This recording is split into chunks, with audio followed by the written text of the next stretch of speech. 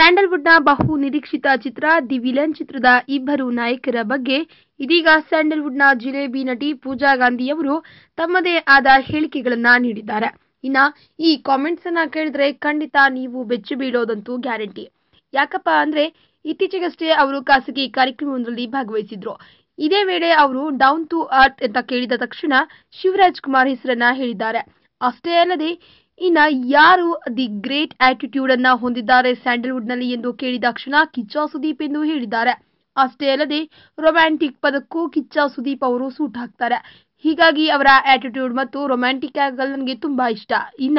ಶಿವಣ್ಣ ಅವರನ್ನ ಕಂಡ್ರೆ ಪ್ರತಿಯೊಬ್ಬರೂ ಸಹ ಅವರಿಗೆ ಗೌರವ ನೀಡುವ ಪರಿಯನ್ನ ನೋಡಿದ್ರೆ ನಿಜವಾಗ್ಲೂ ಅವರು ಡೌನ್ ಟು ಅರ್ತ್ ಅಂತ ಅನ್ಸುತ್ತೆ ಎಂದು ತಮ್ಮ ಅಭಿಪ್ರಾಯವನ್ನ ಹೇಳಿದ್ದಾರೆ. ಈ ವಿಡಿಯೋ ಬಗ್ಗೆ ನಿಮ್ಮ ಅನಿಸಿಕೆ ಹಾಗೂ ಅಭಿಪ್ರಾಯಗಳನ್ನು ನಮ್ಮ ಕಮೆಂಟ್ ಬಾಕ್ಸ್ ನಲ್ಲಿ ತಿಳಿಸಿ. ಈ ವಿಡಿಯೋನ ಲೈಕ್ ಮಾಡಿ, ಶೇರ್ ಮಾಡಿ ಹಾಗೂ ಮತ್ತಷ್ಟು ಸ್ಯಾಂಡಲ್ವುಡ್ ಅಪ್ಡೇಟ್ಸ್ಗಾಗಿ ತಪ್ಪದೇ ನಮ್ಮ ಯೂಟ್ಯೂಬ್ ಚಾನೆಲ್ ಅನ್ನು ಸಬ್ಸ್ಕ್ರೈಬ್ ಮಾಡಿ.